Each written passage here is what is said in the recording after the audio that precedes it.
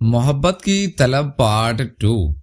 मैंने रूबी को जैसे ही देखा तो फौरन भागकर मैंने रूबी को अपने गले से लगा लिया और मैंने कहा कि रूबी तुम कहाँ रह गई थी, मैं कब से तुम्हारा इंतजार कर रहा था। फिर मैंने उसका हाथ पकड़ा और अपने बेड पर ले आया। मैंने देखा कि रूबी परेशान थी। मैंने कहा रूबी क्या हुआ, तुम रिलैक्स हो जाओ। रूबी कहने लगी बिलाल भाई असल में मैं आपकी जिद की वजह से आई हूँ और मुझे वापस जाना है। मैं एकदम चौंक गया। मैंने कहा रूबी ये तुम क्या कह रही हो, बड़ी मुश्किल से तो तुम यहाँ आई हो और अभी कह रही हो कि मैं वापस जा रही हूँ। रूबी कहने लगी असल में बिलाल भाई अम्मी आज भी जाग रही हैं और उनके सर में शदीद किस्म का दर्द है। मैंने कहा क्या तुमने उनको टेबलेट नहीं खिलाई। रूबी मुझसे कहने लगी बिलाल भाई मैंने उन्हें गोली भी खिला दी है, बल्कि 2 गोलियां खिलाई हैं, लेकिन उसके बावजूद उनके सर में शदीद किस्म का दर्द हो रहा है और मैंने उनको कहा कि मैं वॉशरूम से होकर आती हूँ। वॉशरूम का बहाना बना के मैं आपके पास आई हूँ। मुझे वापस अम्मी के पास जाना है और अम्मी अभी तक जाग रही हैं और मुझे कह रही हैं कि मेरे सर को दबाओ। मैंने कहा क्या रूबी तुम आज फिर जो है ना मुझे छोड़ के जा रही हो।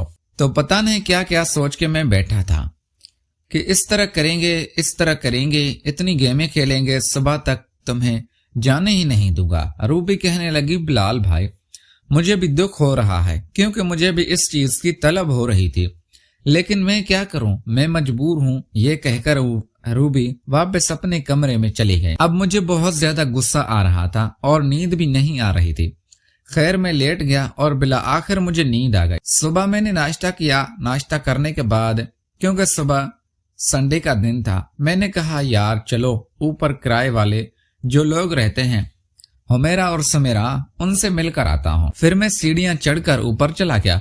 ऊपर गया तो हुमेरा और समेरा अपने कमरे में बैठी मोबाइल में कोई गेम खेल रही थी। उनकी अम्मी ने मुझे सलाम किया।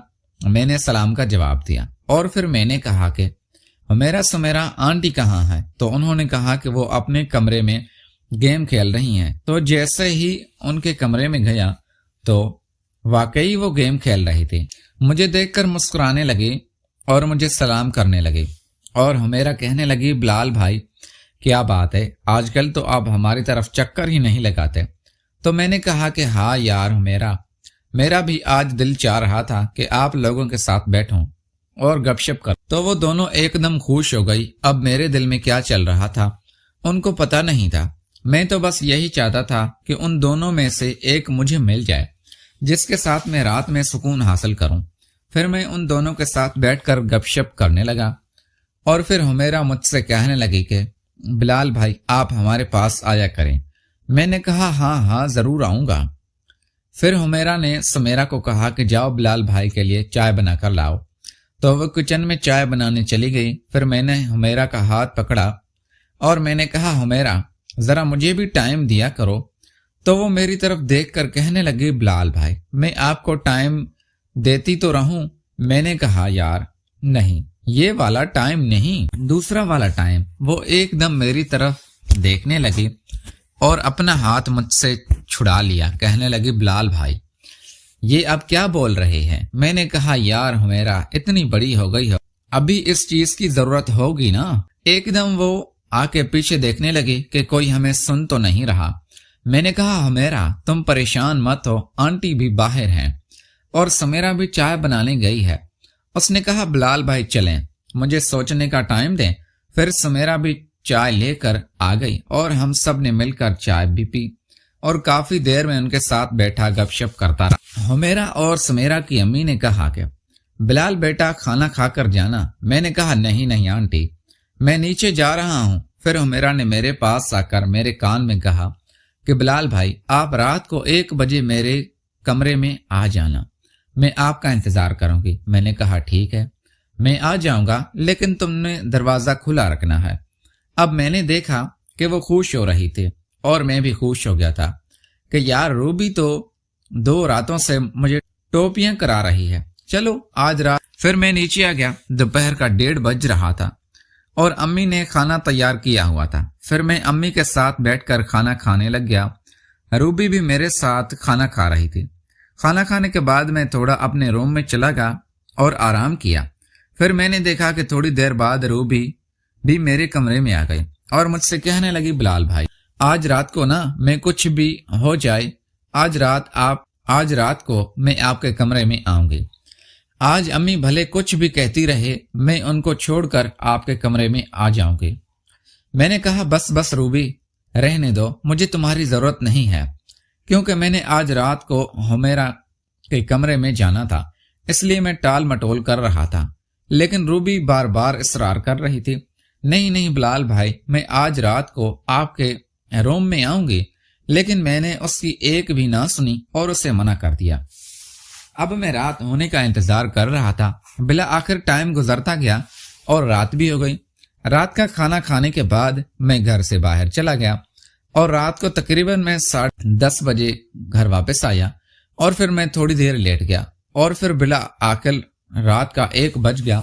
میں اٹھا اور آہستہ آہستہ سیڑھیاں چڑھتا ہوا اوپر پہنچ۔ میں نے دیکھا کہ حمیرہ اور سمیرہ کا روم تھوڑا سا کھلا ہوا تھا۔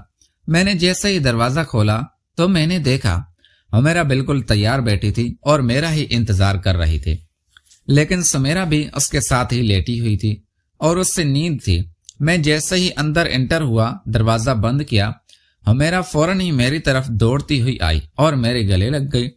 اب میں نے کہا حمیرہ تھوڑا ریلیکس ہو جاؤ، لیکن وہ مجھے چھوڑ نہیں رہی تھی۔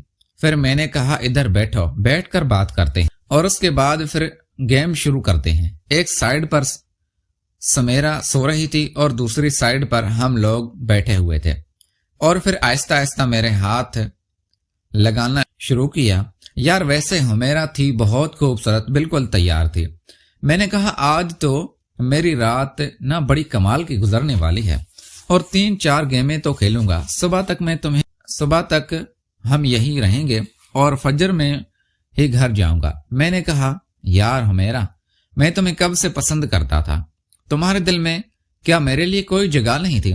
حمیرہ کہنے لگی بلال میں بھی آپ کو پسند کرتی تھی، لیکن بس یہ سوچ کر چپ رہی کہ آپ مکان مالک ہیں اور میں آپ کے کرایہ دار ہوں۔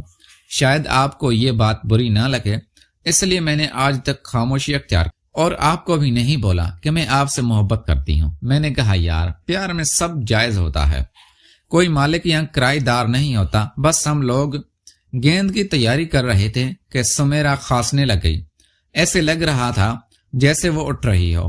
حمیرہ ڈر گئی۔ مجھے کہا بلال جلدی سے گیٹ سے باہر جاؤ۔ میں جیسے گیٹ سے باہر گیا تو اس نے ایک دم کنڈی لگائی اور پھر مجھے اندر سے آواز آئی۔ سمیرہ پوچھ رہی تھی کہ حمیرہ کیا ہوا، کون ہے گیٹ پر؟ تو حمیرہ اس سے کہہ رہی تھی کہ کوئی نہیں ہے۔ میں گیٹ کو لاک کر رہی تھی، گیٹ کھلا ہوا تھا، بس اس لیے میں نے گیٹ کی کنڈی لگائی۔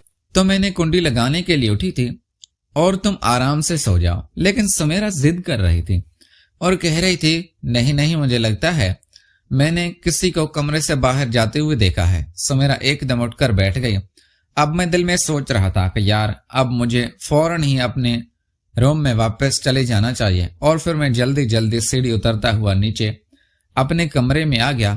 وہاں سمیرہ نے گیٹ کھول کر باہر دیکھا تو باہر کوئی نہیں تھا۔ حمیرہ اس سے بار بار کہہ رہی تھی میں نے تمہیں بولا بھی ہے کہ یہاں کوئی نہیں ہے۔ میں پانی پینے کے لیے اٹھی تھی اور گیٹ کھلا تھا تو میں نے کہا دروازہ بند کر لیتی، بس میں دروازہ بند کر رہی تھی۔ پھر سمیرہ بھی پانی پی کر بیڈ پر آ کر سو۔ پیارے دوستو، امید کرتا ہوں آپ کو یہ ہمارا ناول پسند آیا ہوگا۔ اگر یہ ہمارا ناول پسند آیا ہے تو ویڈیو کو لائک کر کے چینل کو لازمی سبسکرائب کریں۔ یہ بہت بڑا اچھا ناول ہے۔ اس ناول کے سارے ایپیسوڈ ہمارے اسی چینل بیسٹ اردو اسٹوری پہ اپلوڈ ہونے والے ہیں، تو آپ لوگوں سے یہی ریکویسٹ ہے کہ چینل پہ نئے ہیں تو چینل کو سبسکرائب کر دیں۔ تو ملتے ہیں اگلی ویڈیو میں۔ Thanks for watching.